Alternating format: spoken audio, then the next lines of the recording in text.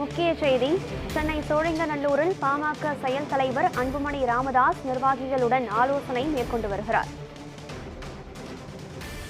இதுகுறித்த கூடுதல் விவரங்களுடன் இணைகிறார் நமது செய்தியாளர் ஆதம். வணக்கம். நேற்று கட்சியினுடைய பாமகவினுடைய தலைவர் ராமதாஸ் செய்தியாளர்களை சந்தித்து அன்புமணி ராமதாஸ் குறித்து பல்வேறு விமர்சனங்களை முன்வைத்திருந்தார். இந்நிலையில் இன்று இந்த ஆலோசனை கூட்டம், அன்புமணி ராமதாஸ் தலைமையில் நடைபெறும் இந்த ஆலோசனை கூட்டம் முக்கியத்துவம் பெறுகிறது.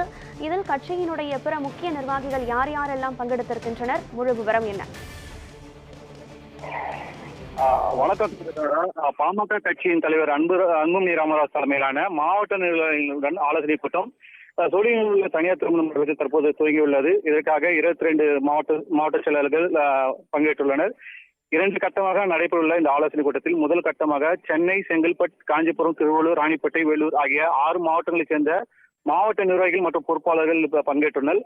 2வது கட்டமாக இன்று மாலை கடலூர், கிருஷ்ணகிரி, விழுப்புரம், திருவண்ணாமலை, திருப்பத்தூர் ஆகிய 5 மாவட்டங்களைச் சேர்ந்த நிர்வாகிகளையும் அன்புமணி ராமதாஸ் இன்று சந்திக்க உள்ளார்.